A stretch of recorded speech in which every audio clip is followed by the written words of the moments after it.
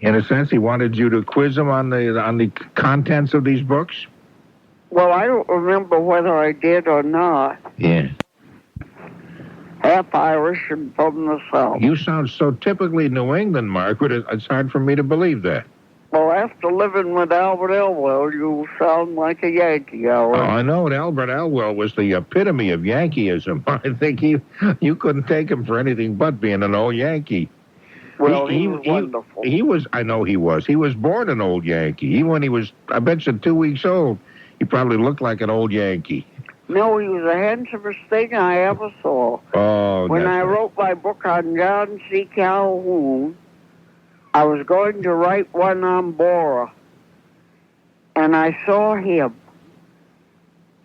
And you fell in love with him immediately? Yes, but I found out he was married, and so I set to work. I found out a scandal about Bora. I'll tell you about it some other time.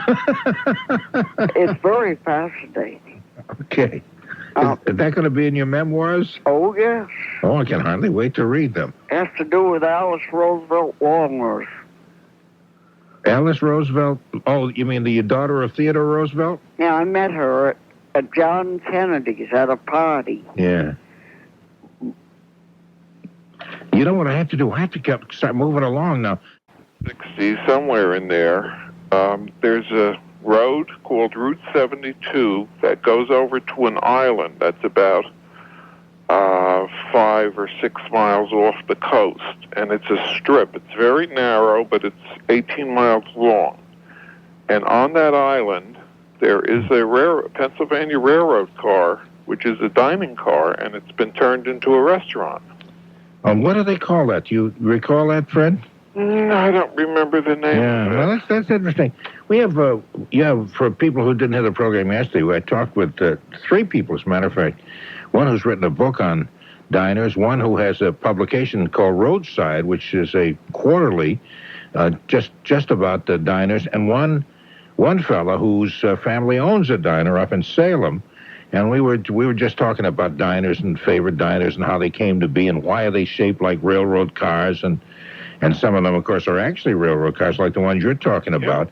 The diner was really short for dining car anyway. That's right. Before that, they were lunch wagons, and quite a different. I thought that was interesting the way they came to be. That was the closest thing to a fast food place before, McDonald's and Burger King and all these other places opened up. Sure, with takeout windows and everything. It's like the early lunch wagons, that was strictly takeout stuff, because it wasn't until later they made them bigger and brought people actually inside to sit down. By later, I mean, it all started around the 1850s down in Rhode Island. That early? Yeah, 1852. Wow. I think. I don't think you were around in those days. Oh, yeah, I've been around since the beginning of time.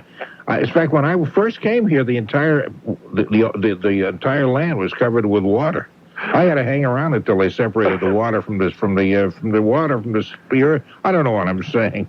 I had a funny thing going there, and I blew it. In any case, that's how it came to be. It was some guy got the idea that it was kind of like a push cart. He worked in a composing room in a newspaper in Providence. I guess there were about 3 of them, and they would work all night because they were all morning editions. And so he would push the push cart there, and people come out. People who were working all night could have a break because there were no restaurants open during that time. Eventually, it got to be bigger, and it was pushed. It was pulled by a horse, and then eventually they got to be stationary, and they got to be the dining cars that we know today. It's kind of interesting. In Connecticut, there's a place where they have some overnight accommodation, like the old cabins. They're all railroad cars. Yeah, I forget where that is. I talked with somebody who was in charge of all of that. We just are in love with railroads, I guess, and so we're willing to stay in a place overnight or eat in a place as long as it looks like a railroad. There's an extra sort of attraction to us. Yeah. Well, I think diners probably are going to make a comeback, and I'll tell you why. Because they were saying the same thing yesterday. They say there's no inflation right now, but you know, a diner used to be a place where you could get a fast, inexpensive meal. Right. And if you're going out to restaurants, I think you're going to notice the same thing up in Massachusetts as down here, and that is that the prices for food in restaurants is going up dramatically. $25 per person for a meal here is really about par. Yeah, it's not that much different here. There you go. Yeah. So I think diners may just come back again as a fast, inexpensive place, a little better than the fast food restaurants, but somewhere in between. They were saying that yesterday, that the diners were on the decline for a while, but seem to be back in business again and becoming even more popular. Yeah. And I love going out and eating because I can mix all kinds of horrendous things together and really enjoy it. Since I'm an escapee from the New Jersey State Asylum for the Gastronomically Insane. for the hospital for terminally poor eaters or something like that. Or just want to let you know, update you on one thing. Yeah. My crazy cat, the one that won't come near me. Oh yes. It ran out of the house tonight, and I have no idea where it is. So in the next hour, I have to hitch up the dogs, and we have to go searching for the cat because the cat loves the dogs, but she doesn't trust me for some reason. She still doesn't trust you. I know that was the problem you mentioned at one time. And at least probably somewhere between 150 to 200 of those old National Geographics got soaked when I had a problem with the roof because of the consistent freezing and ice and snow and everything that we were getting, and I had water coming down inside the wall. Oh, you had ice. That's called ice dam. Yeah, ice dam. Yeah, I had that same problem in places I never had it before this year. I think that was a very common thing for a lot of people. So did I. And it damaged the water that came in one room on the floor, damaged the books that were sitting on the floor. Oh, that's too bad. So take care, Norman. Fred, thanks. Always a pleasure to talk with you. Same here. Take care. Bye-bye. I think I'd like some chicken soup. A bowl of hot chicken soup, please. That's one chicken soup. The guy yelling back to the short order cook. The guy said, wait a minute. I think maybe instead of that, could you change that? Maybe I really feel like pea soup instead. That's hold the chicken and make it pea. That's one of the very, very old diner jokes. Getting back to normal there. Much earlier in the evening, a tractor-trailer truck tipped over and caused the stretch of 1A to be closed down. We'll keep you updated on that situation. Again, should be back to normal shortly. We have got some work crews in the Mass Pike eastbound and westbound by Interchange 13 in the Framingham area. We've also got a work crew on the Mass Pike westbound by Route 9. That'll be there, both of those crews, till about 5 a.m. I'm Jack Hart, WBZ 24-hour Traffic Network. Now looking towards the situation on Route 1A in Revere about Butler Circle and North Shore Road. We have seen the tanker truck uprighted, and they are pulling it out of the way. Should be completely cleared up and everything back to normal in the next few minutes. Currently, all roadways are open. We're dealing with work crews eastbound and westbound on the Mass Pike right now by Interchange 13 in the Framingham-Natick area, and westbound by Exit 9, by Route 9, actually, in Framingham. I'm Jack Hart, WBZ 24-hour Traffic Network. Harold, things finally all clear in Route 1A in Revere. This report brought to you by U.S. Air Shuttle. Route 1A in Revere at Butler Circle, an earlier situation with a tipped-over tanker truck has been completely moved out of the way. All roads open. We have work crews right now, Mass Pike westbound by Route 9, also by Interchange 13 eastbound and westbound. We've got some work crews downtown. Activity in the Sumner and Callahan tunnels should cause you some short delays. Gary, we have a serious accident here on 95 northbound just before South Main Street in the Sharon area. It involves an overturned car from the median strip causing a tie-up in that section. This update's brought to you by the U.S. Air Shuttle. A lot of tied-up traffic here northbound on the expressway and along Route 3 northbound. Checking that out for us, here's Joe Green of the BC Copter. Joe? Okay, still a very much slow roll from Route 18 all the way up past Unity with some stop and go as you get into Unity. Also a breakdown on the right-hand side of the breakdown lane there. Further up, stop and go begins by Furnace Brook Parkway. Solid stop and go pretty much runs all the way up to the Columbia Road. You may loosen up a little bit, but more stop and go by East Berkeley Street. A breakdown in Merston, that back up in East Stone Square up against the wall. May want to stay with the left-hand side there. The traffic on Marcy Boulevard just light cycle, and the Hancock Street Bridge about halfway back. Joe Gaines for the BC Copter. Earlier collision on Route 2 eastbound in the Concord area is out of the way. Watch out for breakdowns. 128 northbound by University Avenue in Kenton. Also a breakdown, and be careful of my Highland Avenue in the Needham area. After that point, it's slow from Route 16 to Route 20. 128 south of Route 93 right back into Linfield. And downtown we're plugged up on the major routes and the alternate routes. Mass Pike eastbound very slow at 128 and tough going down to the Newton area. For Joe Green of the BC Copter, I'm Joe Stapleton, WBC 24-hour traffic network. The old bottles. Yeah. And it was still pretty good. Because I used to like it a lot, and I tried it recently, and I thought, I don't know, it's more sweet and medicinal or something than I remember, but it's kind of hard. You're not quite sure that your taste buds are the same. Try the diet stuff. It's pretty close. I'm going to try the diet stuff, Bob, because you said so. I'm going to do that. Thank you, Norman. Thanks a lot for the call. Good night. Bye-bye. Built a living there. Yeah, but I don't want to tell them that. I don't want them to throw empty beer bottles at No, they wouldn't do that. I think that's an interesting fact, which they're probably interested in knowing about. I can even remember when the Indians, the American Indians, used to scare the hell out of us kids. And they were down there at Columbia Point and down there in Carson Beach. And they were harvesting the mussels, the black clams. Yeah. I don't know of anybody in South Bay who would eat them. Now, you remember American Indians being there? Oh, yeah. We used to scare the hell out of us. You're not making this up, Joe, are you? No. We thought they were dark-complected people, but then they were telling us they were Wampanoags, and then some come up from Pembroke. They were called Massasakakutit. Horrible name. I've got it written down. And, we had them up here. But they seemed to disappear around 1950, 1952. They start filling in. They built those projects. You know what I mean? And they filled it all in. So the Indians went elsewhere. They went down, a lot of the Wampanoags are pretty much down on the Cape, are they not now? Yeah, but we had them around here. We had the different tribes.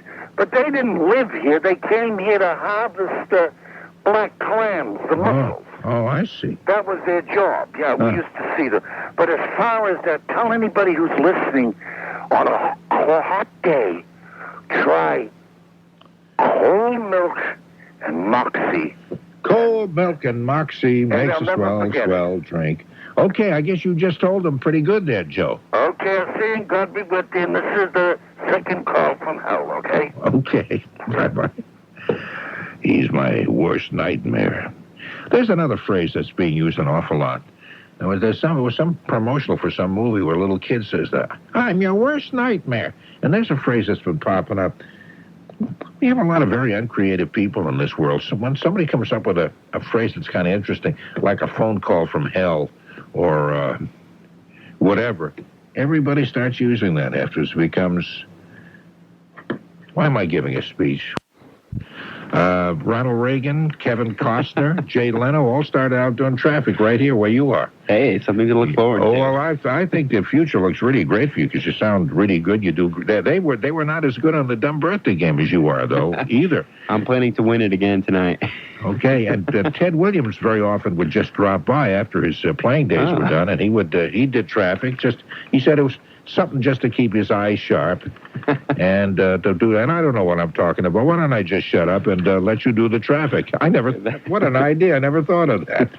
Race, and of course that was exciting to me because I played in all kind of cars, and I loved cars, and I still do.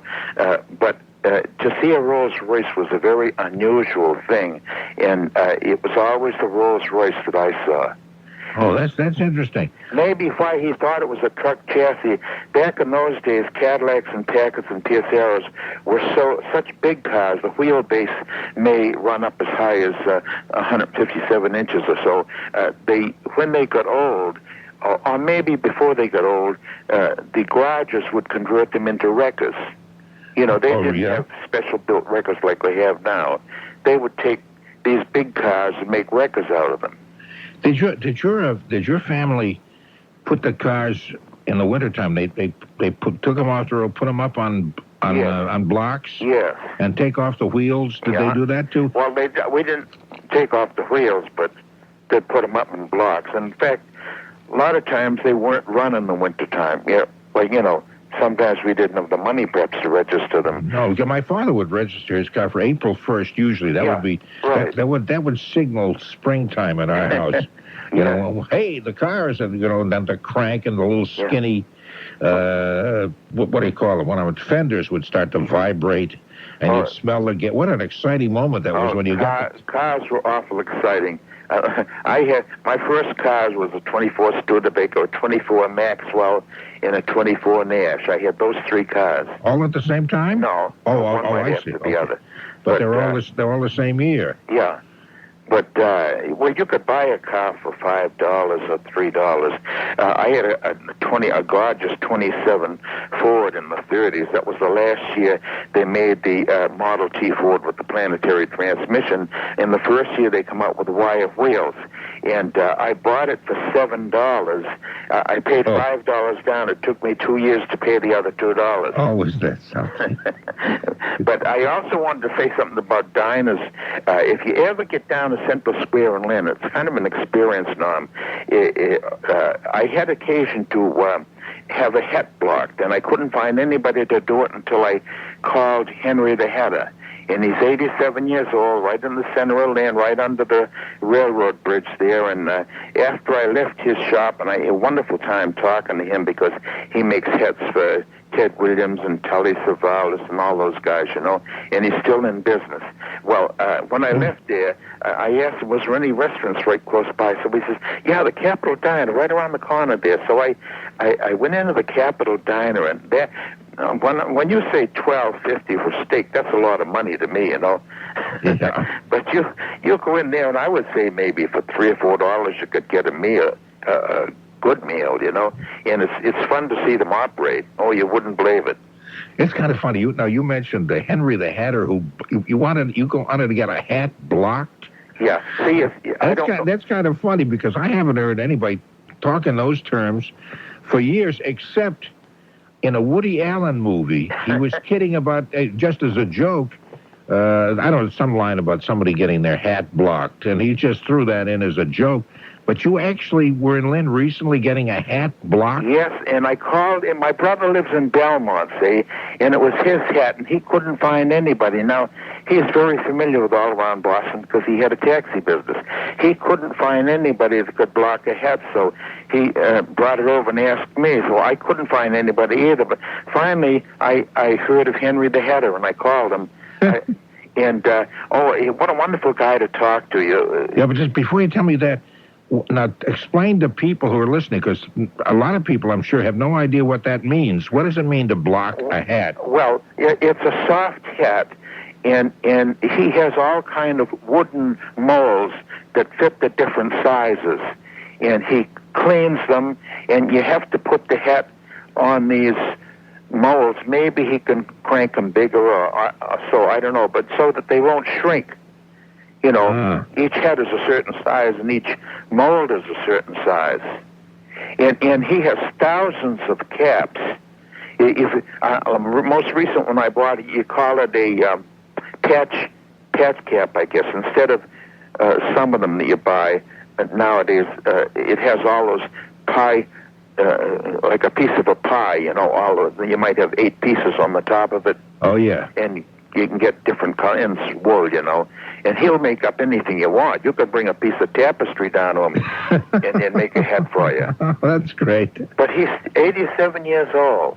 Gee, somebody must have done a story on him. I would think he'd make a great newspaper article or magazine article. It is so interesting to talk to him. And he's got Ted Williams pictures and Tully Savalas and some of the old-time fighters and everything, and they're all people that he knows and he's made hats for.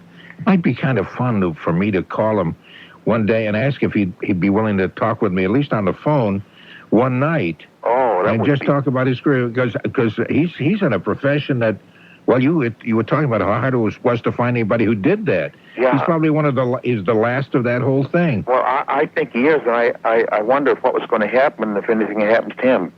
And he's a fun guy to talk to, you know, and he'll take all kinds of time to talk to you. I just couldn't get over it. Yeah. I'll have to look him up, and we'll see if we can have a chance to talk him on the phone if he stays up very late. Yeah. And one night soon, because I think that'd be fun. Oh, I think everybody would enjoy it, you know. Hey, Norm, another thing, I don't want to keep it too long, but you know someone in town here that I know who is an old-time movie man, you know, and I was talking to him recently, and in talking to him, where I came from, Charlestown... This the fellow on Boston Street? Right. Up on the hill there? Yeah. Yeah, I know who you're talking about. Yeah. In talking to him, he knew I'd come from Charlestown and everything, and I used to go to the Thompson Square Theater when I could afford it, you know. So I says, gee, you know, I asked him some questions about the Thompson Square Theater, and that's when he told me that Mayor Fitzgerald of Boston, that's Rose Fitzgerald's father, gave Joe Kennedy the Thompson Square Theater for a wedding present. So that's how he got into the movie business, you know? Oh, I didn't know that. Yeah. Isn't that something? That's interesting, yeah. And I found that out right here in Middleton from a fellow that you know as well as I do.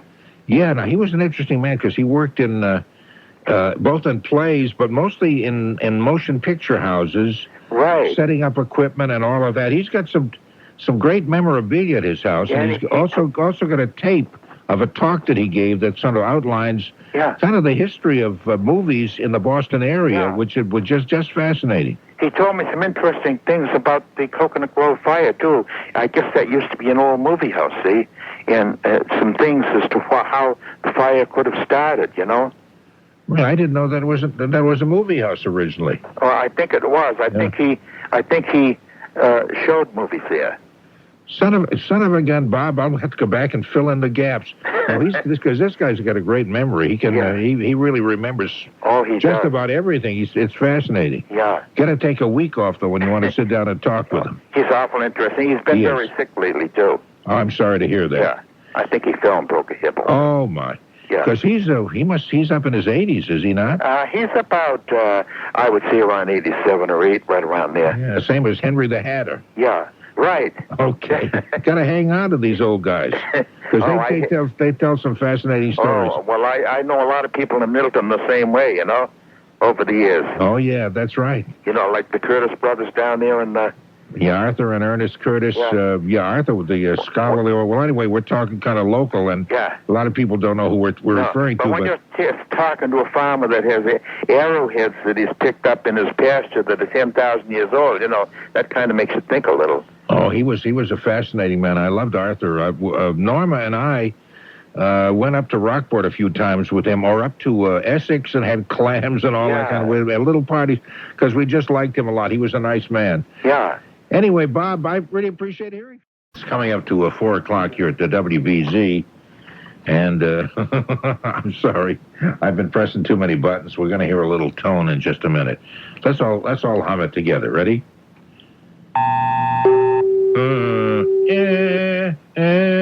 Excellent.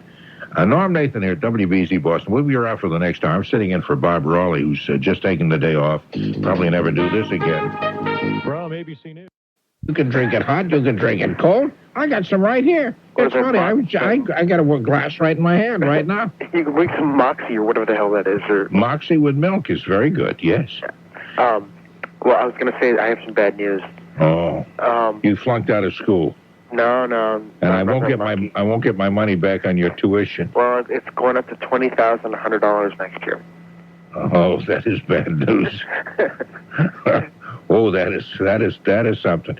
Because I know that in addition to paying your full tuition, room and board and all that, I do give you rather a lavish amount of money, just as kind of wild spending money. I mean, pretty clearly, if I'm sitting here at 3 o'clock in the morning listening to their birthday game, it must be quite a large amount of money. It is a large amount of money, and obviously you're not using it wisely. What do you write if you got with the tuitions like that to sit up here listening to a radio? You should be doing homework or sleeping so you can get up early and do something. Take a tour, take a historical tour or something. Well, I got to tell you, they have this tradition on campus that we should have like a spontaneous tuition riot. And so the next one is planned for April sometime. A spontaneous tuition riot? You don't mean a protest, just a riot? A riot. I mean, no one knows what to do. We just kind of spontaneously riot about tuition, and I don't know. I mean, I guess we're supposed to just drink our Ovaltine in that night and get up the next morning and riot, which is. Yeah, you could do that. Or you could drink Ovaltine and take the glass and throw it against something. Exactly. Or just throw it while there's still Ovaltine in there. Well, then you'd waste all the Ovaltine. I never thought of that. But the one reason that I did call, if there had to be a reason, was all this talk about the diner food. Yes. It reminds me of, there's not too many places anymore that you can, go show up at 4 o'clock in the morning and get something to eat. No, that's true. That is quite true. And because diners used to be open very, very late. Some of them open 24 hours. I don't know that there's anything in Massachusetts, anywhere in the whole state that's like that. Maybe there is somewhere. There's IHOP right down the street from you on Soldiers Hill Road. Oh, there's one open round the clock? Yeah, that one, just down the block from you, is open 24 hours. And that's a diner? It's IHOP.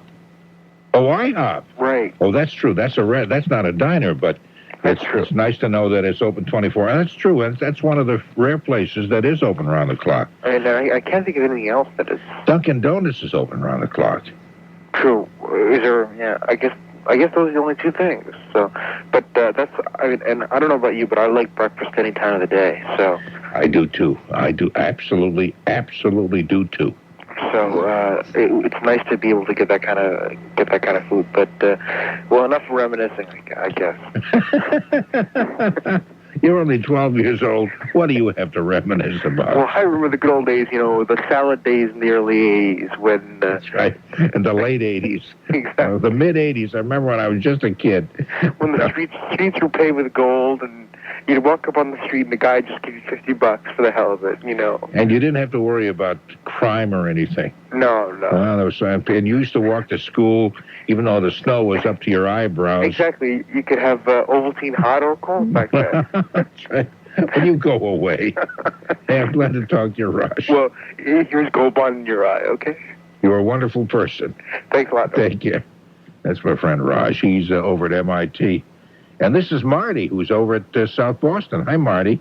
How you doing, Norm? I'm doing really swell. I'm surprised you had to ask because you can just listen and I'm doing really swell. Yeah. I know you said before you don't want to get into it, but I just want to congratulate you when you used Farrakhan and repulsive in the same sentence. I'm sorry, say that again? You said you used the word Louis Farrakhan and repulsive in the same sentence. I think that's how most of us feel. I'm sorry, I'd use Louis Farrakhan and what else? Repulsive. Pardon me? Repulsive? Oh, repulsive, yes. Yes, I think it's, that's exactly how most of us feel. Just no one really wants to step up and say that because no one wants to be labeled a racist, Well, I don't really think we have to worry. I know I'm not a racist, so I really I'm not even concerned about that. I just think a lot of what he has said, I think is just a whole lot of I think it's horse ridiculous. manure. It's crap. Yeah. And I know there are a whole lot of. It seems to me the talks. Well, I don't want to go into that right now. No, I just when he castigates his assistant there or puts him on. What did he do with him? He put him a kind of demoted him. He demoted him, but said he agreed with some of the things he said. This is after a guy ranted and raved and said some of the most outrageous, awful kinds of things. But I don't agree with them. But he shouldn't have done that. But there were some things I agreed with. That's a lot of crap. Who else would get away with that kind of nonsense? I just don't buy that. You don't think we have to take this guy seriously, huh?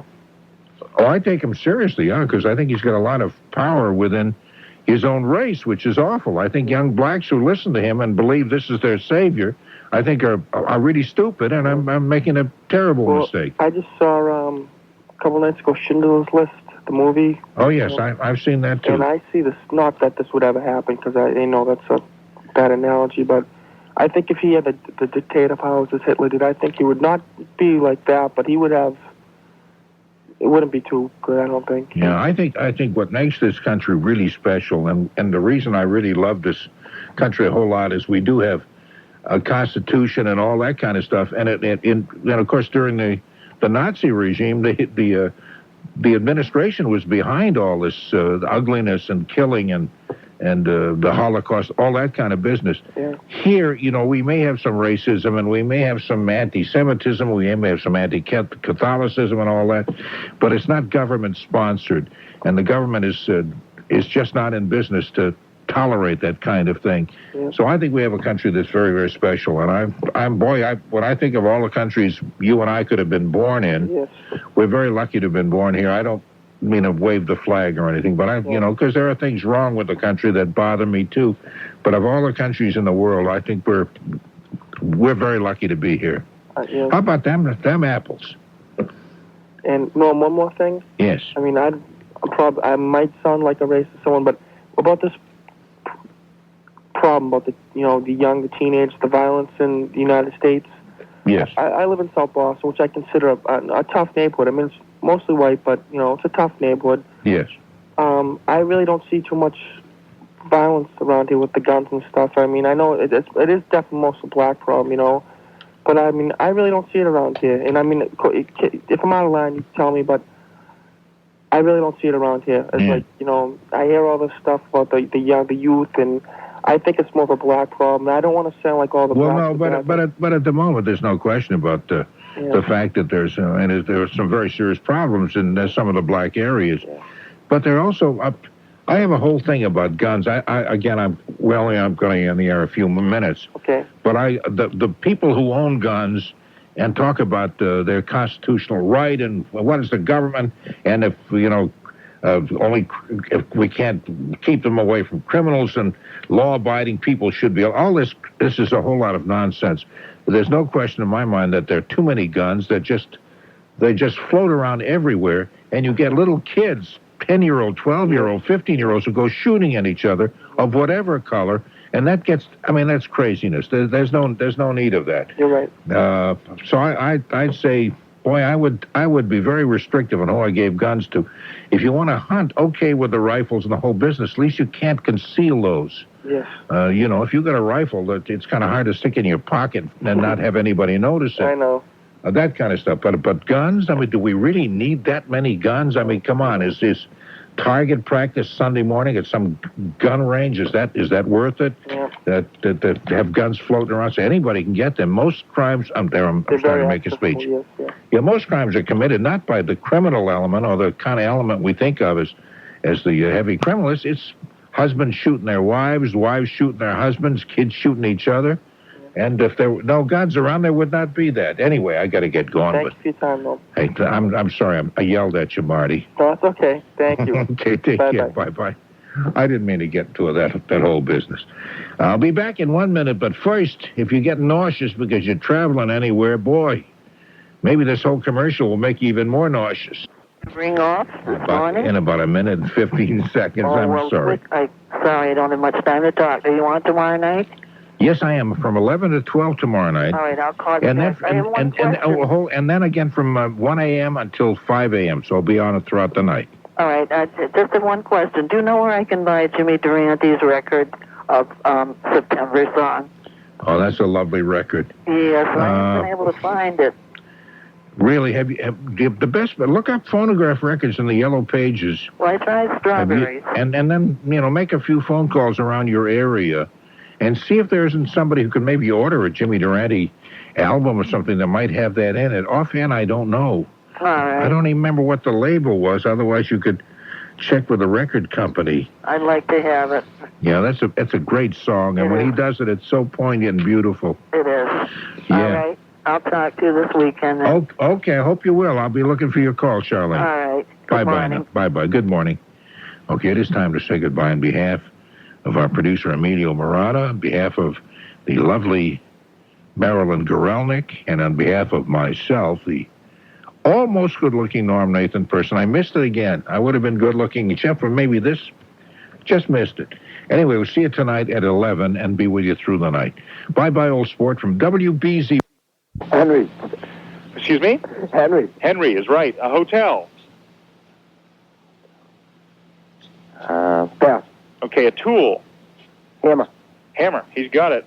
Okay, very good. Very good. I haven't had a chance to use the buzzer hardly at all. Thank you very much. I'm just so disappointed. And we Okay. kind of thought everybody'd be relaxing tonight, huh, Norm? They're firing these answers away. They're really very, very sharp. That's right. And congratulations to you, Artie. Okay, thank you. Okay, well, this is a young boy, I guess, named Gerard, who is 14, from Canton. Hi, Gerard. Hey. Hi, Gerard. Hey. Okay. Let me tell you what we've got left. We've got an I left, we've got an O left, we've got a V left. Which would you like? How about the O? The O. All ready? Okay, let's go as of now. A color. Hey. Okay, something found in the sky. Hey. A candy bar. Hey. Okay. A famous actor. Pass. Okay, how about a flavor of juice? Orange juice. Very good, orange juice. How about a unit of measurement? Pass. Okay, a TV show? Pass. Pass, okay. How about a word ending in E? Starts with O, ends in E. Pass. Pass. Oh. Gerard? I'm very sorry, Gerard. Is it Gerard or Gerard? Jared. Oh, it's Jerry. Jared. Jared. Oh, Jared. Yeah. Jared. That's an interesting name. Yeah. Okay, thank you very much for calling, Jared. Yep. I'm sorry that you didn't win, but I hope you have a great vacation. Yeah. Take care. Bye. Okay, it's about a minute and a half before 1 o'clock, so it's kind of tight to have any more contestants. So we'll hold it till after the news, and then maybe we can go to, since we seem to be out of a whole lot of letters, maybe we go to one of the other games. That sound okay, Jeff? Sounds great. Maybe we can try some Carmen Sandiego. Oh, so that'll be some geography stuff. Exactly. That sounds good. So pull out your atlases and join us after the news. Okay. You sound like you were a broadcaster yourself, were you? No, frustrated broadcaster. And that's kind of interesting because I am a frustrated game inventor and toy expert. Maybe we should swap places for half the year. What do you think, Norm? That sounds pretty good. I've always wanted to live in California for a while. And I don't know how you feel about living in Massachusetts, but think about it and I'll get back to you. Alrighty. Okay. Jeff Pinsker is our guest, and we'll take a break for the news and then be right back after that. The caller has 20 seconds to correctly answer two of those. Okay? If they know the answer, they just go ahead and blurt it right out. If they don't, I have multiple choice options for them. Okay? Once we've gone through that, if they've gotten two right, they then have to put together the clues in those questions and answers to try and figure out what it is that Carmen and her gang stole. Okay, and how much time do they have for that part? Well, we're going to give them 10 extra seconds for that. 10 extra seconds? Okay. So if they miss anywhere along the line, son of a gun, look what I still have it. Nope, there's that buzzer. So we still get the buzzer going. I'm like maybe you can build a toy around the buzzer because us kids like to play with that a lot. Okay, let's go. And it sounds like grown-ups like to play with it too, Norm. Okay, that's right. Lisa in Somerville. Hi, Lisa. I wanted the letter V. Oh. But I'll hang for this one. Did you figure out a whole bunch of stuff that began with Z? No, I figured, I want to be out of the ordinary, so I had to pick a letter that nobody picked. Well, you're going to be out of the ordinary because you're going to be the first one to play our Carmen Sandiego game. That's what I was afraid How's of. that? Go ahead. Yeah, you sort of clarify the rules in a sense for other people who are going to call afterwards and find the game for easier. everybody else who follows. That's right. Okay, so here's how it works. I'm going to read you a question. If you know the answer, go ahead and shout it out. If not, ask me for the multiple choice options. Okay? Got 3 questions here. You got to get 2 of them right. Yeah. And then after that, you have to figure out what it is that Carmen and her gang stole. Okay. Okay? Lisa, you ready to go? I hope so. Okay. And I'll count off 20 seconds. And get ready with that buzzer. From right now, okay. Okay. What city within the continental United States is not part of a state? Washington, D.C.? Washington, D.C., very good. Besides Virginia, what U.S. state gave land to form Washington, D.C.? Maryland. Maryland, very good. So she did that within 20 seconds. Okay, now, right. Knowing that this centers on Washington, D.C., what do you think is the landmark that Carmen and her gang stole? The White House? The White House is wrong. I have the Washington Monument. Good try, though, Lisa. I've never been there, so. White House was a great guess. Yeah, thanks a lot for initiating the whole game tonight, Lisa. Okay, thanks. Have a good week. Bye. Bye-bye now. Okay, let's go to Bridget. Bridget is up in Ontario. Where in Ontario are you, Bridget? Timmins, Ontario. I'm sorry, what's the name of that? Timmins? Timmins, Ontario. Okay. I say okay like I know where it is. Good, Norm. I'm glad you know where that one is. And this is Jeff. Jeff Pinsker is with us. Yes. But you knew that anyway, didn't you? Yes. Okay. Okay, we're going to give you one, I'll just tell you, that's outside of the United States, just to even things out a little bit, okay? Okay. Alrighty. 20 seconds. Once again, if you know the answer, call it out. If not, I'll give you the multiple choice. Okay. And if you miss it, let's go to the next question. You got to get 2 out of 3 right. Okay? Sounds good. Alrighty. Norm, 20 seconds, please. Righto, as of right now. When Carmen Sandiego attends one of Henry VIII's 6 weddings, in what country can you find her? England? England. Very good. When Carmen Sandiego eats a spoonful of sugar with Mary Poppins, in what city can you find her? Can I get the clues? Liverpool, Sydney, or London? London. London is correct. Okay, you made it Very within the allotted time. Right, so we've got Henry VIII's 6 weddings, which took place in England. We've got Carmen Sandiego eating a spoonful of sugar with Mary Poppins in London. What landmark do you think they stole? The London Bridge? London Bridge is wrong. Big Ben is what they took. There's that buzzer. I'm sorry. I just thought I'd play with it one more time. What? I'm sorry. What did they take? Big Ben was what they took this time around. Oh, yeah. That must have been tough getting into the station wagon. Okay. Hey, thanks, Bridget, for playing the game with us. We appreciate that. Okay, thanks. Have a good week, too. You too. Bye-bye. Okay, let's see. We'll go to Bob, who's out in the city of Fitchburg, Massachusetts. Hi, Bob. How you doing, Norm? Hey, Bob. How you doing, Jeff? Hi, Bob. Fine, thanks. You okay? You have an interesting voice. Yeah, like a foghorn with laryngitis. And I've got a cold on top of it, but Oh, I'm sorry. nevertheless. Okay, we're glad to have you with us anyway. Yeah, hope you've saved a little bit of juice for us here, okay? Yeah. We just need to squeeze a little bit more out of that voice for these next questions, okay? All right. Yeah. Alrighty. Okay, we can go as of now. All right. Ships sailing from the Mediterranean Sea to the Indian Ocean can sail around Africa or through what canal? Suez. Suez, very good. When Carmen spends the night in Cairo, the city in Africa with the largest population, what country is she visiting? Egypt. Egypt, very good. You just rattled those right off. Yeah, right Okay. within the 20 seconds. So we've got the Suez Canal, we've got Carmen Sandiego spotted in Cairo in Egypt. What do you think she stole? Pyramids. Pyramids is correct. Very good. We have our second winner on this category. Eh? No, the first winner. Very first one. Yeah. Hey, Bob. Good. Hold on, and here's John Kelly to take the information from you. Congratulations. All right, thanks. Okay, we'll go to Dorothy in Randolph. Hi, Dorothy. Hi. Hi, Dorothy. Hi, how are you? Fine, thank you. And you? Very well. Your voice sounds a lot better than Bob's does. Thank you. Okay. Now, if I can answer the question. We will find out.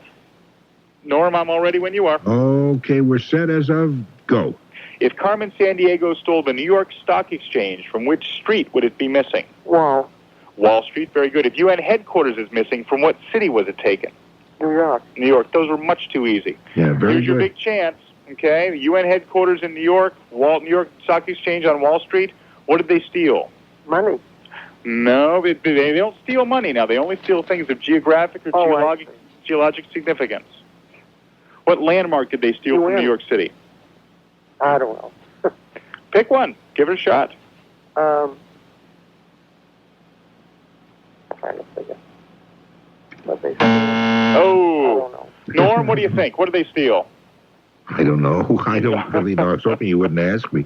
I just sit here with my buzzer, you know. I don't know what you think. What did they steal? What would they steal from those two landmarks, Wall from New Street York and City, New York City? The Statue of Liberty was what they took this time Oh, around. yeah. Or they could have taken the Empire State Building. Empire State Building would have been the other answer. That's right. Okay. Thank you. Hey, thank you very much for calling. You're welcome. Take care. Okay, let's see. That was Dorothy. This is, we'll go back up to Ontario and Louise. How you doing, Louise? Hi. We must be coming very strong up to Ontario. Are you anywhere near Timmins?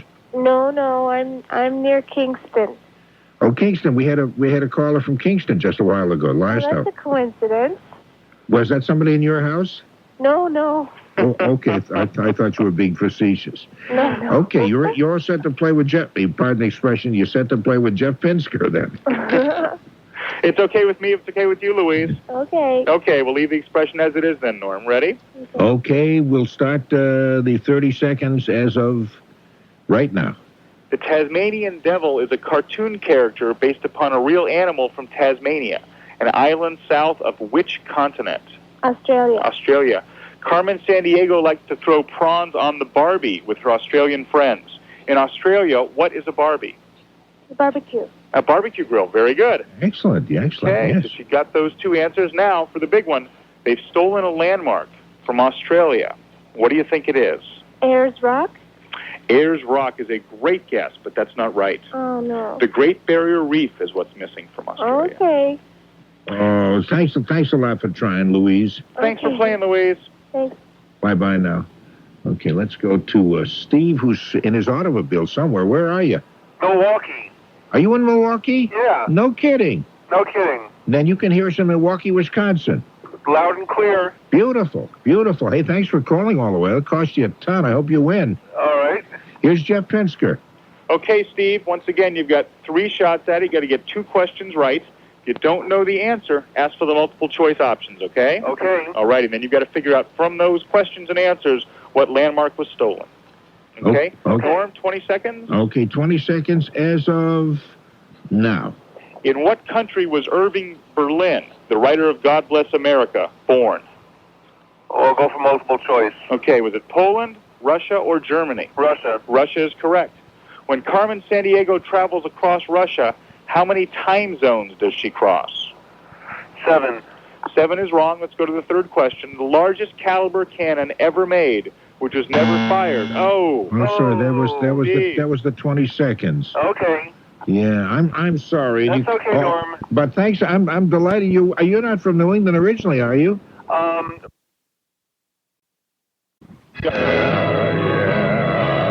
You're on BZ 103. Oh, please don't turn that dial. He makes me smile. Norm Nathan Show. Oh, yeah. Norm Nathan Show.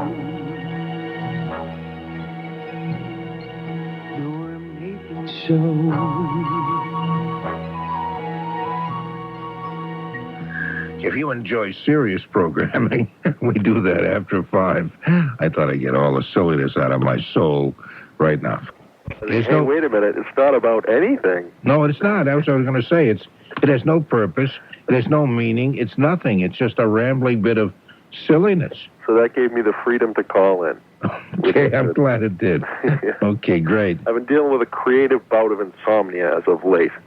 Up doing some drawing tonight, just some thinking. And I got a little story for you I thought you might find interesting. Good. Are you an artist? I am. What kind of artwork do you do? Well, I went to school, I studied painting, and for the past 5 years I've been working doing caricatures. Really? For whom? Down in Quincy Market. Oh, caricatures of people going by, you mean? Well, we have a cart down there, and we're set up, and we draw people as they come by right down at the end there. Oh, is business pretty good at that? It's very good. It's good in the summer. We're closed in the winter, obviously, because it's outdoors. Yeah. But in the summer, it's wonderful. Oh, great. You must be, you're a very creative, interesting person. That sounds great. I mean, most people think, would love to be able to do what you do. Yeah, it's a lot of fun. Yeah, it's just a gift. It's a natural ability, whatever, and you develop it and see where it takes you. Most of the people who you deal with, are they tourists or you do a lot of local people? Mostly tourists, yeah. Yeah. But it's a good job. It's a good place to work. Great. Now, you had a story for us? I did. This is a little Zen story, and it's got some wisdom to it, which is, but it's kind of lighthearted as well. Good. Okay, it seems that there's a tradition in Zen monasteries that when a visitor comes and wants to spend time in the monastery, that there's a tradition that he needs to enter a discussion with one of the monks there, and upon winning, he has the right to stay in the monastery. So there are 2 brother monks, and one of them is very wise, and one of them is rather not so wise.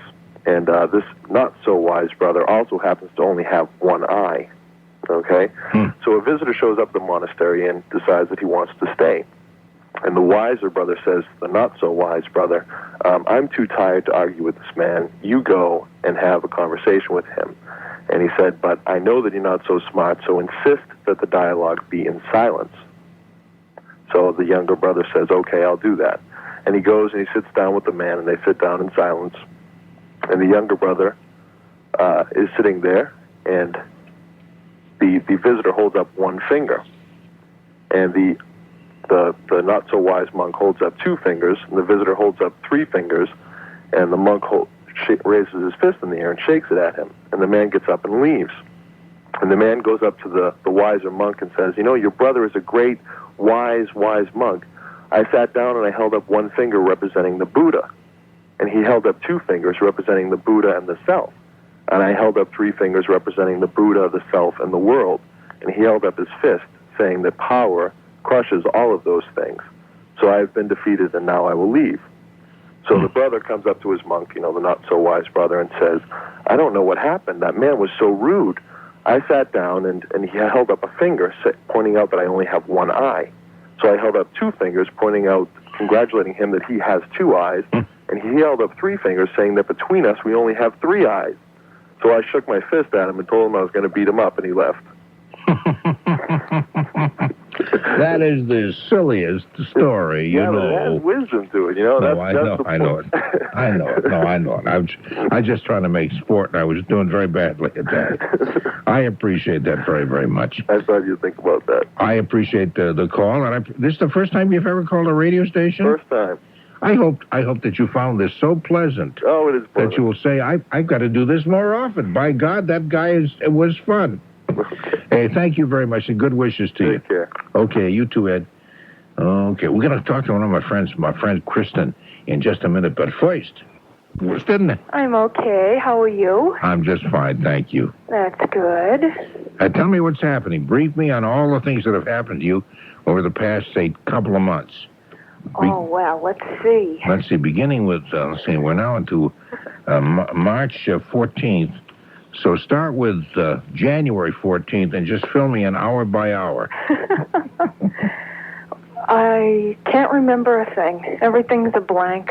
I think people listening are breathing a sigh of relief over that. I said, why is he asking her that? What is it, some kind of crazy? What is that? The most memorable thing I did was send in my entry for the egg contest. Oh, yeah, and the... I lost. Oh, what date did you pick? March 8th. Yeah, no, they hadn't laid the eggs as of yesterday. I'm so disappointed. Yeah, I know it. You could have had a hard-boiled egg with my signature on it and Tony Nesbitt's signature. I had a place on my bureau for it. I know it. It would have been a treasured kind of thing to have.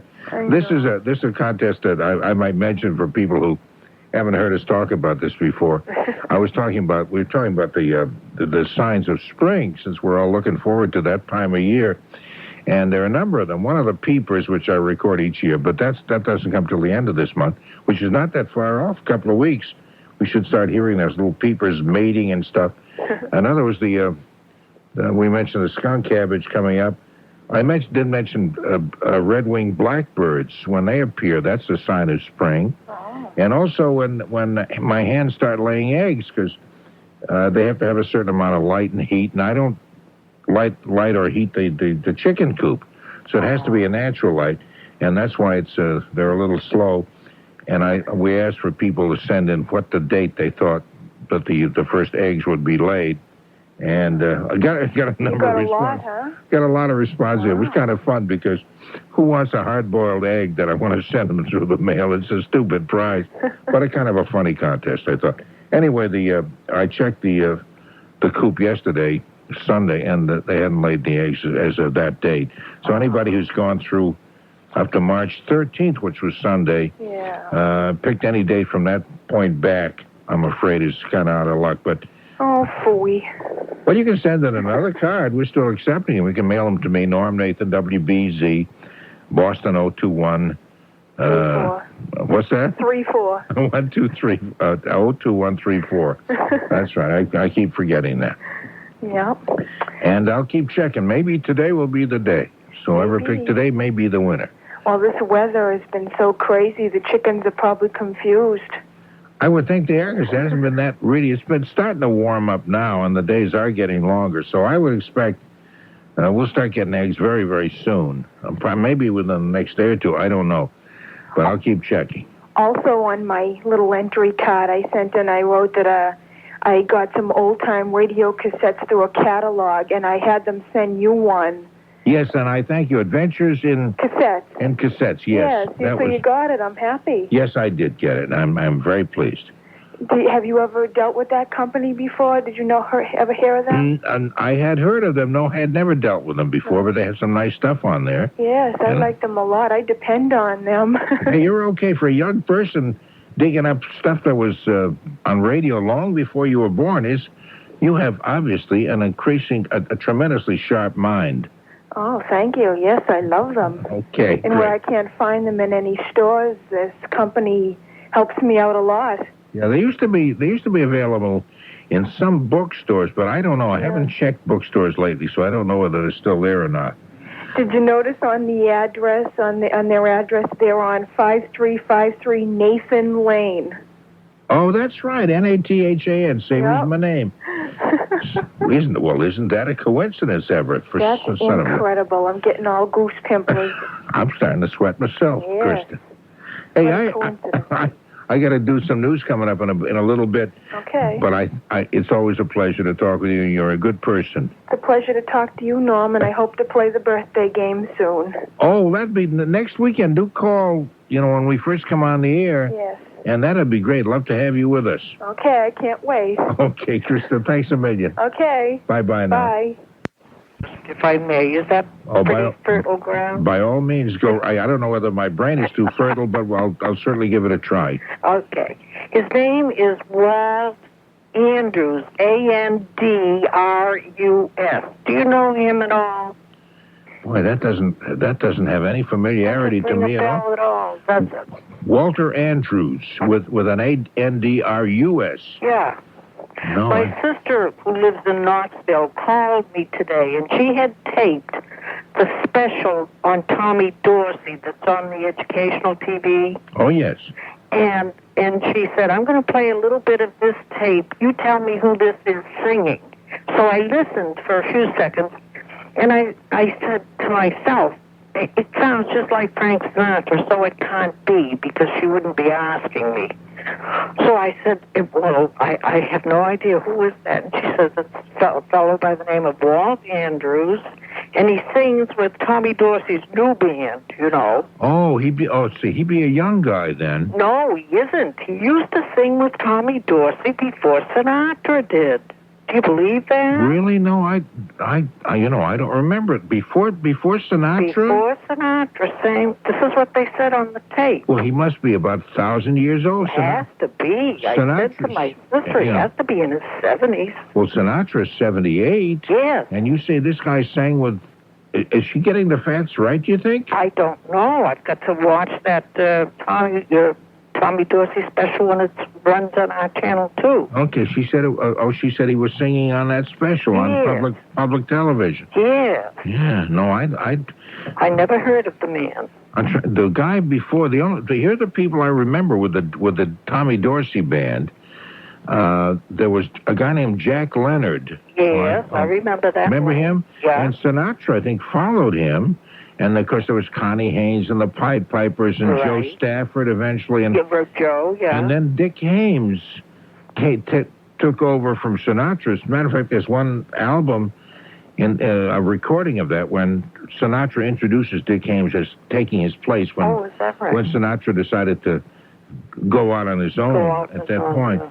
But Walter, unless he sang with him for about 4 minutes at one point, I have no idea. I never heard the name. And Sinatra joined him actually, and joined Tommy Dorsey around 1940. Yes, early. Yes. So we're talking over 50 years ago. This Andrews must be 150. He has to be, but he sounds just like Sinatra. No kidding. I couldn't believe it when I heard it. Well, I just thought you might.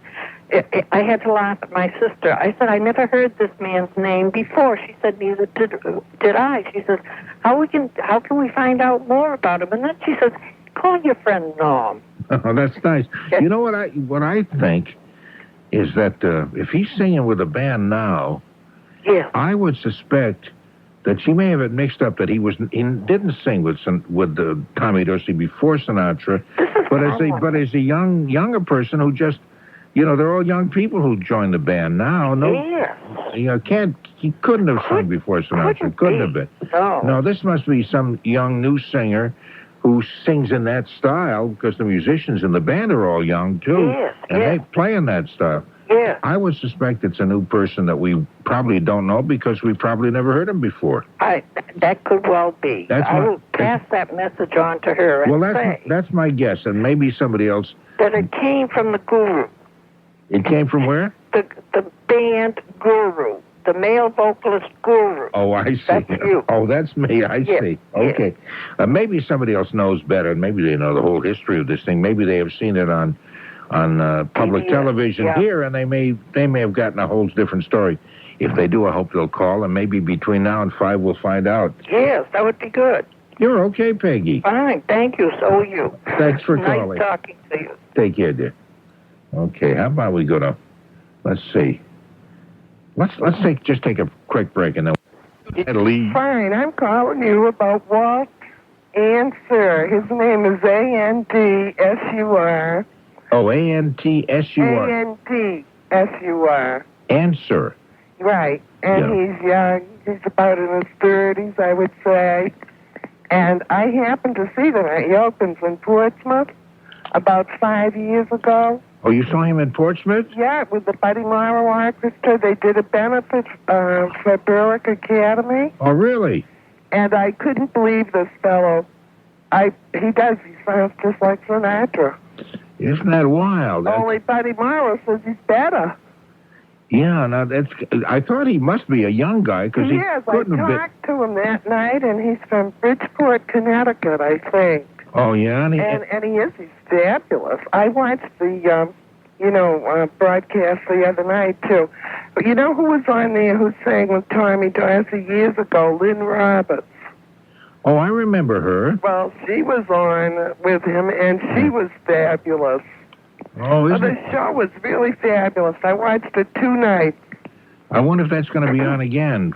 Well, it was on Channel 11 here. Oh, well, yeah. And it was on Friday night from, I'm trying to think, 9 to 11. And then it was on Saturday night, 8 to 10. And it was so good. I watched it both nights. And like Ray Anthony, Doc Severinsen, gotta think who else. Talked about Tommy Dorsey. No kidding. And Walt Answer. Who's leading the Tommy Dorsey band? Buddy Morrow. Oh, Buddy, you just said that. I'm sorry. And I said, my God, God bless him. That's his life. I'm so glad. These older fellows are still carrying on the music, if you know what I mean. And Doc Severinsen, who's always been one of the great trumpet players, he's been playing for a lot of years. Well, he didn't play. He doesn't play with Buddy Morrow. He just did some talk about Tommy Dorsey. Oh, I see. They showed film clips of Tommy Dorsey and what it was like, home movies of Tommy Dorsey.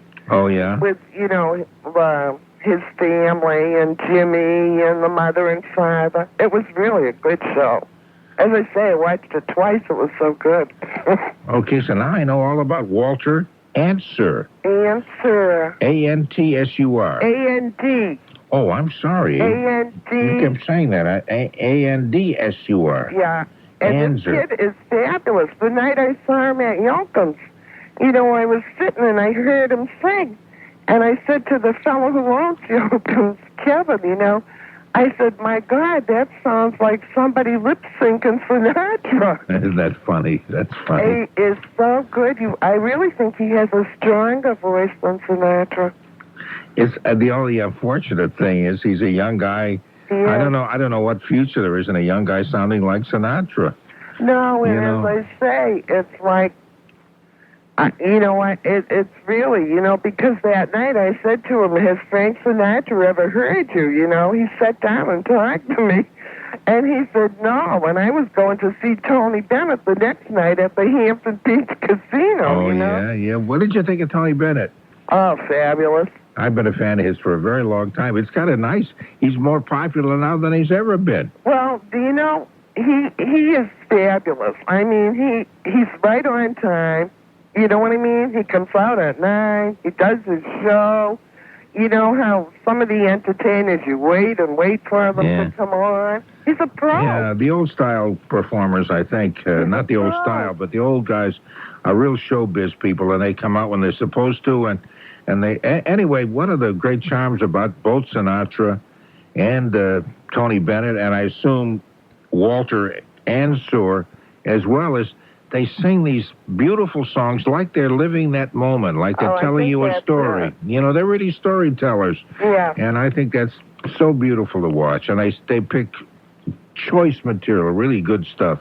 Well, if you get a chance to see this, I'm waiting for it to come on Channel 2, too, you know, because I've seen it on 11. But if you do get a chance to see it, watch it. Because I will. Lynn Roberts is still fabulous. I will watch that. Where do you live in Portsmouth? I live in Northampton. Oh, right close by then. Close by. I read your daughter's column. Oh, why did I have to squeeze that out of you? You know, I do. Oh, thank you very much. Yeah. I get a kick out of you saying that. No, I do. I love her column. She's a good writer. Actually, she really is. I had dinner with her and her sister last night. Oh, did you? So we keep in touch. So we're very close. Yeah. I used to read when she wrote for the other paper, and now she's with the Portsmouth Herald. Yeah, the Portsmouth Press. She left that before she knew that they were going to. And then they went on to. Yeah, they went out of business. Yeah. Yeah, that's too. I always hate to see a No, paper I'm do that. following her career. You're okay, Natalie. Thanks a million. Okay. Thanks for the information. I really appreciate it. Okay. Bye-bye, dear. Bye-bye. Isn't that nice? And we know about Walter Ansor. Remember last Sunday night, when Sinatra collapsed and was taken to a hospital by ambulance, appearing down in Richmond, Virginia, I said, was there anybody at the concert who's in Virginia who can call me and tell me give me kind of an eyewitness account of what happened? I thought there's one chance in a billion that anybody would have been at that concert down in Richmond. We do have an audience down in Virginia. We do get calls from that, but nonetheless, there were 3,700 people at the concert. What chance is there of one of them listening to a station way up in Boston? And son of a gun, a guy called and gave us a whole description of the Sinatra concert when he collapsed the whole business. So that's something. And here we want to know who's this Walter. Well, we gave him a different name, turned out to be Walter Ansor. And then we get that nice lady, Natalie, who knows all about him. I bet you Fred knows all about him, too. Fred's up in Yarmouth, Maine, and you are our big band specialist. I know you know all this stuff. I saw it. They had it on all 3 of the public stations up here at different times. And it was ruined because it was, fundraising week. So you'd get 15 minutes of the show, and then you'd get begging. Begging, and it gets very tiresome. I know. I taped it, and then because of that, I wiped it out again. Any rate, the best thing that they played the whole time was Skylark, which is a great melody. Oh, yeah. And Buddy Morrow Mo Zudikoff, pardon me. That's his real name, you know. Oh, that's true. Yeah, I knew it sounded familiar when you said it. Yeah, that's right. Mo Zudikoff became Buddy Morrow. The band back, in the 36, 37, 38 period when the Song of India and all that stuff, when Berrigan was the lead trumpet, you remember. Yes. And Buddy Rich, was he playing drums at that time? Well, it was Dave Tuff at that time. Oh, he was incredible. Rich was later on. Yeah, Dave Tuff was the cymbal specialist. And didn't Dave Tuff also play with the Woody Herman band? Well, later he played with Goodman for a while, too. Yeah. And then he moved around. What was I going to say? Anyway, it was a pretty good show. Shirley Jones was the MC. That's kind of interesting because you don't identify her or associate her with that kind of music. No, well, she sort of led the thing, led the sort of nostalgia thing. Yeah. And when you were mentioning earlier singers, you left one out, Edith Wright. That's right. I did leave out. EDYTHE. That's right. And she sang "The Music Goes Round and Round." That's right. With Tommy Dorsey and the Clambake Seven. The Clambake Seven. Yep. Yeah, I recall. The band within the band. That's right. I forgot. Remember, I got that on one of your trivia shows one night. That's right. The Bobcats. I forget what the Chick Webb Inside Band was. I don't remember that at all. He had a little group within. Yeah, I don't remember that one. At any rate, it was a good show, and it was, as I say, it was fundraising week, and so they followed with that Benny Goodman nostalgia one. Have you seen that one? The Life of Benny Goodman? Yes, with his daughter talking and all that. Yes, I have. I thought that was fascinating. I taped that, but I decided, that's not the kind of thing that I want to keep my video library. Yeah. What I have been doing, Norman, you may be interested in this. Out in Davenport, Iowa, they have a Bix Festival. No, I know he's from there. Well, they run it a whole bunch of little Dixieland groups, and they used to have, I guess they do it in the summer in a weekly show outdoors along the banks of the river with a lot of people sitting around in deck chairs and stuff like that. Oh, sort of wow. like Newport. Sounds great. And my station up here in Channel 10, which is CBB, which is, Colby, Bates, and Bowden public station, has been running them around midnight. So I put my VCR on, and I've got about 8 or 10 of them, one after the other. Great. All in one tape. And then they ran that Life of Benny Carter one time. Have you ever seen that tape? No, I have not. That's a great show, too. The guy's 80-something, still playing great. I know it. I've always loved the way he played. Yeah. I guess that's about all, but I just want to tell you the best thing that Mo played was a beautiful trombone solo on Skylark, which is one of the great melodies of all time. That was a big Harry James song, I remember, yeah. Hey, thanks a lot, Fred. Okay, I appreciate buddy. Always a pleasure to talk with you. When are you going to run that quiz show again? We've been talking about that. I think we ought to do that probably in the next couple of weeks. Yeah, I'd love to do that with you. Okay, it's a deal. I'd love to skin you on that. You always win every damn time, and because I kind of like to think I know what I'm talking about, but you're so far superior. No way. No way. Oh, no, there's no question. Well, we have a gang that meets up here, sort of in memory of Peter Jamerson, who was rewarded last summer. And tomorrow's our 4 weekly luncheon, and we have 15 guys now that come from as far away as Bath and so forth. Yeah. And we sort of nostalgia and trivia and lie about who played with who. That's a lot of fun. That's great. Take care, Norman. You too. Take care, Fred. Bye-bye. Bye-bye. Okay, we'll take some more calls in just a bit. If you suffer from motion sickness, listen to Mona Johnson. That apparently this Tommy Dorsey thing will be on public television. She mentioned on Channel 2, it'd be on Saturday, this coming Saturday, as a matter of fact, at 6:45 in the evening, and then on Sunday, next Sunday at noon, and on Channel 44 also it'll be Sunday at 9 p.m. Okay, so you got 3 shots to watch that then.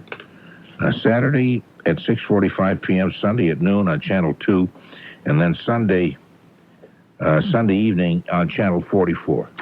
Okay, let's, hey, Generosa, good morning. Good morning. Norm. Yes. I was just doing my breathing exercises and it was outside, and it was a pleasure to see the grass again. I never thought I'd see it. Oh, gosh. See the glass. Now, what grass. G-R-A-S-S. Oh, the grass. The snow is melted there then, huh? Yeah, I tell you. Well, quite. There's still a lot of snow around here. But anyway, I'm off to the Indian Head Motor Lodge in New Hampshire. We're having the AARP is having our St. Patrick's Day dinner up there today. Oh, that's nice. I hope you have a great time. Oh, we always do, and a bunch of us get together. Great. But anyway, it's a good day, and have a good week, and I'll talk to you later on. Okay. Thank you, Generosa. Bye-bye. You have a good week, too. Floyd, I'm sorry to put you off so long. We just got about another minute, but I'm glad to talk with you. You're down in North Carolina. Yeah. I'm sorry I called too late, too, Norman. I was born and raised in North Carolina, but I spent about 35 years in Boston. Tonight I was just getting a little homesick. I was listening to you, and I was going to call you earlier and sort of reminisce about some of the old times I had in Boston. Like you live in Everett, don't you? No, I grew up in Everett, but that's a long time ago. No, I live at... Well, you remember a lot of things I'm talking about. The old Everett Diner? This Everett Downer, I think it was. I believe I do recall it, but you're really going back, aren't you? Yeah. Well, I was there. I won't take up too much time. I know that you're busy now. But anyway, I was thinking about once I was at Fenway Park and back in the late 50s or early 60s, and Bucky Brandon was pitching. He walked about 18 guys, I think, or something. really a record for that, you know. Oh, yeah. And Billy Herman said Billy hadn't looked out the dugout in about three Okay, now what years are you talking about? About 50s, late 50s and early 60s. Oh, okay, not that far back then. At least from my viewpoint, it's not that far back. Yeah. Oh, well, you know what I would like you to do? If you could call me some earlier, some weeknight, not weeknight, weekend night, like a Friday night or Saturday overnight. Yeah. And so we it'd be fun to reminisce about those days, would you? Yeah, I listen to you an awful lot because I've been a BZ fan for years. Christ, I go back with old Larry Glick for a long, long time. Oh, well, that's great. I appreciate that. I hope you will call because I have to leave now because we got news coming up soon. But thanks a million for the call, Floyd. Bye-bye. Take care. On behalf of our entire crew, Keith Shields and Emilio Murata and the lovely Marilyn Gorelnik, myself, the almost good-looking Norm Nathan person, sitting in this past night for Bob Rowley. Gary LaPierre, the news, all coming along. And if you want to keep up to date with stuff, do stay tuned. My name is Norm Nathan. And we'll send you a copy of The Fantastic World of Hanna-Barbera. Thank you very much. Thanks for playing. That's good. As a matter of fact, I'm afraid that's going to have to be the end of it because we only have a minute and a half before the network news comes on. And just tell us quickly, if you would, again, Jeff Pinsker, about the Where in the World is Carmen San Diego, The Fantastic World of Hanna-Barbera, 20 Questions, ASAP, and all the games that you guys put out. You mentioned Toys R Us, and also available? Also available at Spags, Learning Smith, J.L. Hammett, Learning Express, KB Toy Store, and FAO Schwartz. That's great. This is fun. These are, as I told Bob the other night, people really say, when are you getting those guys back on again? Because it's so much fun to play these games. So I hope we'll do it again very Well, very we love it, too, and we love giving out the prizes, especially at Christmas time. Well, this is very, very nice, and people get a big kick out of getting all these things. You brighten up what could be a very quiet night, the night of Christmas, when people have overeaten or something, and all they want to do is lie down and go to bed, and the last thing they want to do is call a talk show. But they have done that. And we filled out their Christmas list too, huh? That's Giving right. away some presents. We gave away a lot of presents, and I thank you very much. Jeff Pinsker, hope we'll do this again soon. It's my privilege. I look forward to it, Norm. Take care. Have a good night. Thank you, you too. Yeah, bye-bye now. Jeff Pinsker, you're on WBZ. Coming up to news time. Let's see what's going on. I had a fair day today, and yourself? I had really quite a nice day. I'm sorry your day was only fair. Well, I mean, it wasn't bad. I had a great dinner. We broke away from the traditional turkey and had roast beef and ham. It was very good. Oh, that sounds really nice. Now, why was it just not a great day? Was it because the people that you spent the day with were really scumbags? Oh boy, I hope my family's not listening to this right now. And you hope they don't confuse my voice with yours. I figure you said that. I mean, I had a great day today. No, sure. It was a good day. We did nothing exciting, but it was good to see the family. Yeah, Christmas is kind of tough because there's so much anticipation of it. Not just weeks, months. And then the day comes, and no day can ever live up to that advance billing. It just, I mean, what could happen? Some beautiful woman comes in and wants you to make love to her there on the front lawn. There's nothing can match the anticipation. But if you have a nice dinner, I say, and you have a nice day with people that you like, or the least that you could tolerate, I think you're one up on it. That's it. You got gifts, I imagine. You got gifts galore. Oh, yes. Lots of clothes this year. Yeah, clothes are good. You're obviously moving along in the years. You're not getting toys anymore. I know, and I'm sad about that, but that's all right. They're not giving you little telephones that talk back at you, little dolls that wet or anything like. You're beyond that now. I kind of wanted one of those Bumble balls, but they looked at me kind of. Have you seen those advertised? They've been around for a couple of years. The ones that vibrate? Yeah, they jump all around on the floor. Those are pretty. Oh yes. We were at a house in Beverly visiting some very, very lovely people and a lot of little kids there. And that Bumble ball, I thought kids would get tired of that in about 3 seconds because all it does is vibrate. Yeah. Press it and it's got it's rubber or whatever, some rubber substance, and it's got. little things that stick out. Kind of like, looks like some artist's, an animator's idea of a planet, an old-fashioned planet that all had two little things sticking. Anyway, the kids were holding that and vibrating and fighting for it, and I thought, you'd figure about 3 seconds of that thing jumping around in your hand, and you think, well, that's very nice. Now I think I'll go to my woodworking shop. But it's amazing. One of the kids did have a wood shop. Wow. And they were it's got a sink. It had all kinds of no water in it, of course. Well, you wouldn't want to do that with a little kid. Had an electric saw and. Oh yeah, they had that, of course, and it was kind of terrible. Kid cut off his arm there, but it was his folks figured it's part of the game. Hammered his sister into the head and into submission. If they don't learn now, they'll never learn. That's right, too. This is a tough world we're in. If you can't take a few body blows, now what is it going to be like when you get into the real world? I say. No, anyway, obviously I'm exaggerating. Not at all. Yeah. What about traffic right now? It's let's see, it's 9 minutes after 1 o'clock, 10 minutes after 1, and I would imagine that people must be just overdosed on food and everything and must be sacked out for the night by now. Well, I assume so, because right now it is pretty quiet out there on the highways.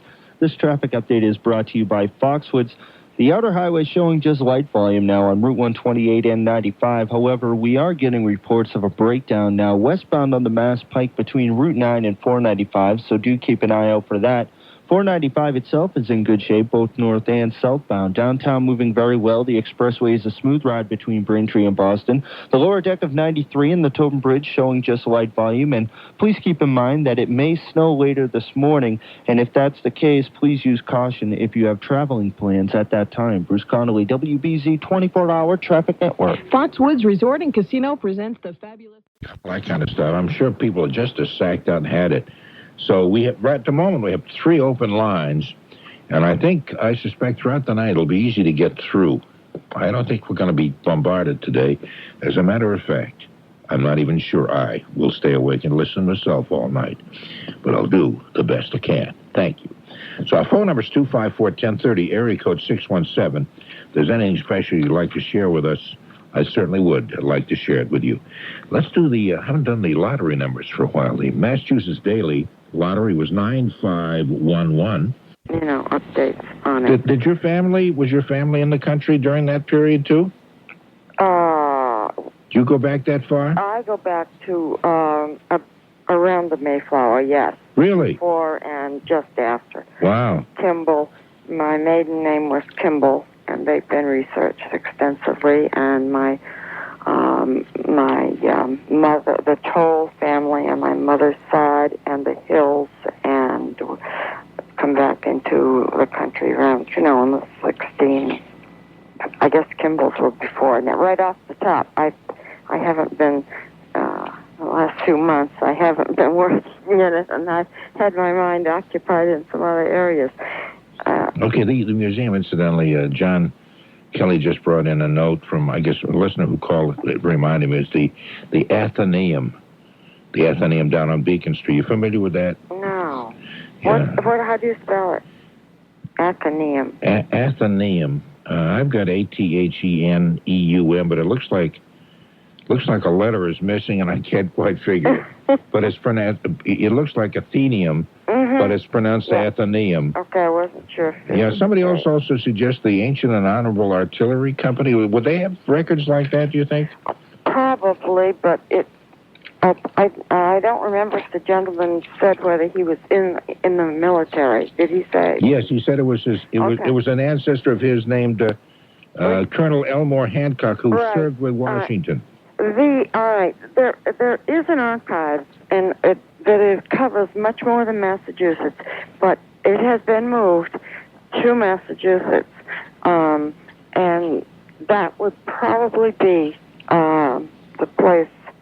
But I think any of these other, certainly these other 2 in Massachusetts, I would think would be able to give him that address. I could if I've got a grandchild with croup here tonight, so I don't want to go listen, rummaging through the house. No, you've been very kind, and I appreciate all the information. But between JFK Mass Archives and these two that I had an address on, the Newbury Street and the Chestnut Hill, Boston College, BC, I'm sure that they could, right off the tip of the tongue, give him. If he doesn't get it over the phone, I'm sure he, from the callers, I'm sure he could get it from.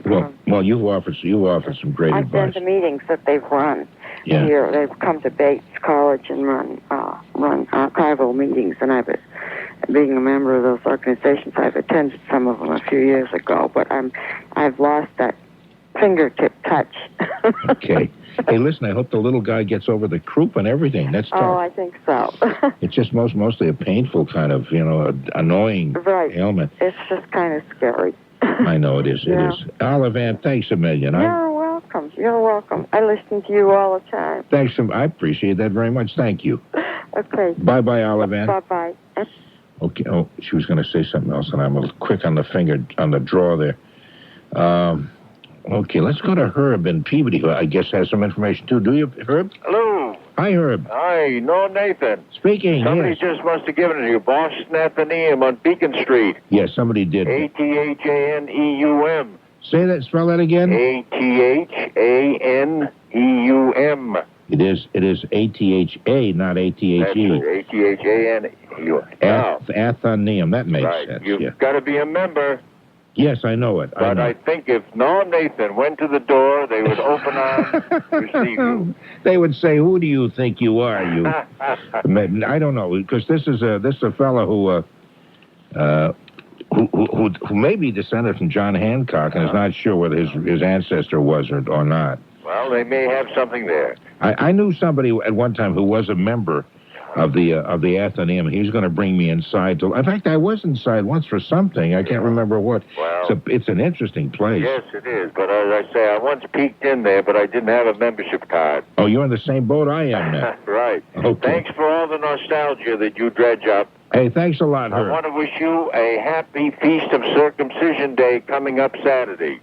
Is that what that's called? Sure. Are you serious? On the church calendar, it's not New Year's. It's the Feast of Circumcision. You know when Jesus was born? Yeah. And 8 days after the 25th is January 1. That's official. I'm not kidding. No, I can tell you're not. That's interesting. I did not know that. That's what it is. Hey, you're okay. That's what happens on the 8th day for those little ones. Well, let them beware. Right. Okay. Thank you. Thanks a lot, Herb. Right. Bye-bye. Good night. Good night. Hi, this is Bill Marlowe. Tell me, when are you going to visit my friend Tommy Floramo's restaurant? Hey, BZ. Hi, Norm. Hi, Joan. I answer all those questions on those games that you have. Yeah. And as soon as I get on the phone, I go blank.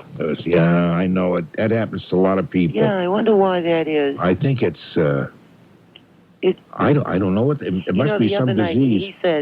He said 99% perspiration and one, Edison. I knew it because I had heard it on the radio 2 days before, and I couldn't even think. But anyway, what I wanted to know is, did you get the name of the library you were looking for? Yes, the Athenaeum. Oh, is that what it was? Yeah. Oh, I thought it might have been the Kirstein. Kirstein is more of a business library, I think, is it not? Yes, Is that at Brandeis? Right. Yeah, no, I'm familiar with that. I think that is more business. In fact, it's one of the really good business libraries around. It is, yeah. But we're looking for something more where a fellow could look up his genealogical background and stuff and his, ancestors and things. So I've been in and out of the room with the radio, so I didn't really know. I just heard the word library. You're forgiven. Sweet. There are no points scored against you for that. Thank you. Have a nice night. Have a nice New Year's. And you too, Jonah. Thanks for the call. Thank you. Bye-bye. Okay, here's Emily. I love that name, Emily, who's in Needham. Hi, Emily. Hi, Norm. How are you? I'm fine. I hope you're okay. Oh, I am. Good. I'm another caller about the gentleman who was interested in finding military information about the revolution. And specifically about one of his ancestors. Right. There's an organization called the Daughters of the American Revolution, the DAR. Oh, yeah. And their headquarters, I believe, are in Washington, D.C., but there's possibly a branch somewhere in the Boston area. Somebody had called in also with the name of a man. I don't want to. Well, his name is Paul Walker, and he lives in Brookline. I've got his address and phone number, and I don't want to get that specific on the air. Right. But he's described as being past president of the Sons of the American Revolution. I would think that would that organization have any information? You think? No. I don't know about that one. That could be another male branch of the DAR, but the DAR is strictly for females. But it could possibly give you some leads if you can find out, probably from the library and the Athenaeum would be able to give you some information. Okay, good. About that organization. Good, and we also had someone had suggested the New England archivists at BC and the New England Historical Genealogical Society on Newbury Street. Yeah. I know they do that. Or writing to the Federation of Genealogical Societies in Salt Lake City, which I think may be run by the Mormon Church, because I know that, as we mentioned, they deal very much in I think that's quite contemporary, though. The Mormon one, I think that doesn't go back that far. I'm not positive. Well, of course, the Mormon Church doesn't go back that far. Now that I think of it. Yeah. But I think that the Athenaeum would give anyone some information about the DAR, for instance, because I think the Athenaeum's a private library. I'm not sure, but I think it's not open to the general public. I don't believe. No, it's not. It is a private group organization, private library. You have to be a member. Right. Well, that's all my information. That's good information, and thank you. Okay. Thanks, Emily. You're welcome. Bye-bye. Bye-bye. Okay, 254-1030. Let's see, what is it going to do? Oh, the weather. It's going to do the weather. Let me do a meteorological field trip. What I do is I get up, see right here, and I look out the window, see what it's doing. I can't tell from where I am, so I don't know why I looked out the window. I want to see whether it started snowing yet, because that's one of the forecasts from the extended WBZA box, inside out, or outside in, or whatever it is. Yeah, see, from inside to, I don't know, she's turned them around the other way anyhow. And so she figures that, let's see, the individuals, the pair would be about 51 million pair. She says it was a lot of socks. I was dumbfounded when I found out how many. So they had a retirement party for her the other day in their Industrial Revolution era factory in downtown Seneca Falls, the only hosiery mill left in upstate New York, where they used to have dozens of them. And she just was so darn pleased because all her friends turned out. Can you imagine spending that much time, almost 33 years, just turning socks inside out or outside in or something, until you when you finished, you had worked on over 102 million socks? Now, just don't come complaining to me about your job ever again. Well, with time in her hand, you say, what is she planning to do? And I wish I had a really funny punchline for this, but it just says, Mrs. Picaro promised to take her overweight dachshund, Heidi, for more walks, travel some, and read plenty. She has lots of reasons to feel grateful, she said. And then the final line by the Associated Press writer says, glove turners all over the world must be nodding their heads.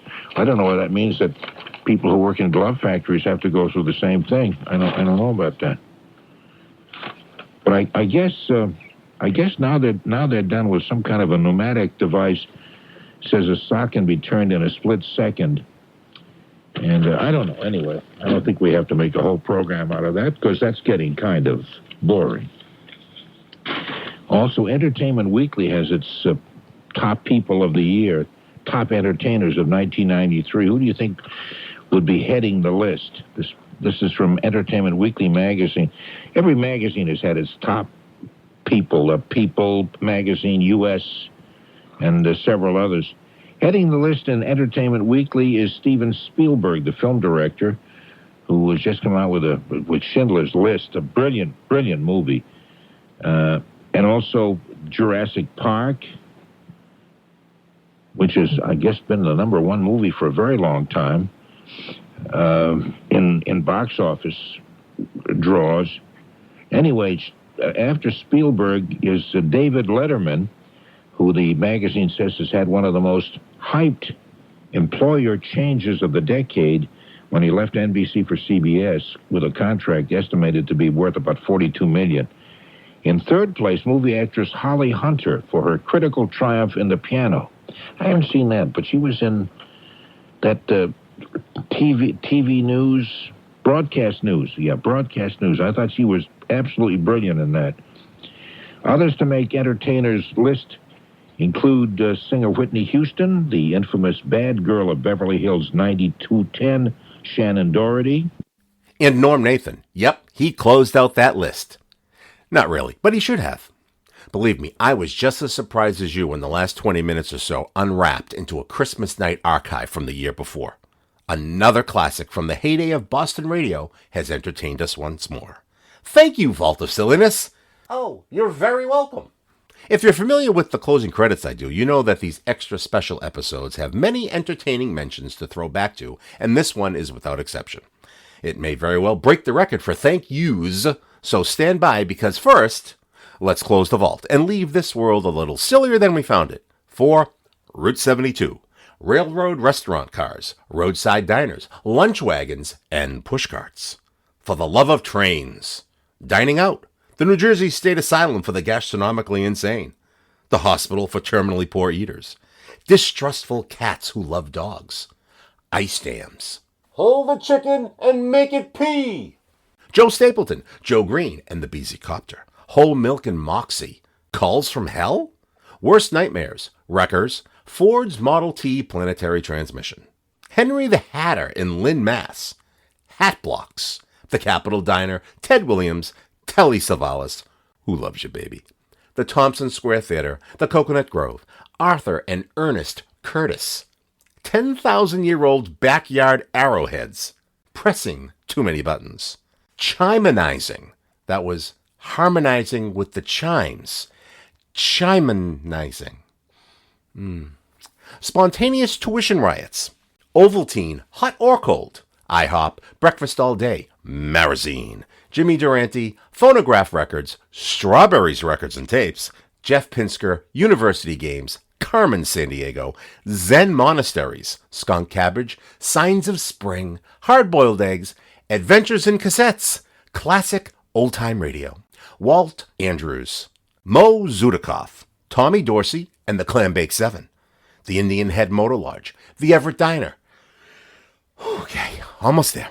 Back in the day, Hanna-Barbera, Scumbags, Gifts, Bumbleballs, Hammering Your Siblings into Submission, the Boston Athenaeum, the Ancient and Honorable Artillery Company, Colonel Elmore Hancock, Dredged Up Nostalgia, the Feast of Circumcision, the Kirsten Business Library, the Sons of the American Revolution, the New England Archivists, the New England Historical Genealogical Society, the Federation of Genealogical Societies, Meteorological Field Trips. That's a lot of jiggles there, isn't it? Socks and Hosiery. Fred from New Jersey, Raj from MIT, Kristen from Dorchester, Fred from Yarmouth, Maine, Generosa, John Kelly, Keith Shields, Emilio Morata, Bruce Connolly, Jack Hart, and the frustrated game inventor and band guru, the almost, again, missed it by that much, the almost good-looking Norm Nathan person. Merry Christmas, Happy New Year, and Happy St. Patrick's Day. I'm Tony Nesbitt. Yeah, 1852. Wow. I think. I don't think you were around in those days. Oh, yeah, I've been around since the beginning of time. In fact, when I first came here, the entire land was covered with water. I had to hang around until they separated the water from the spear. I don't know what I'm saying. I had a funny thing going there, and I blew it.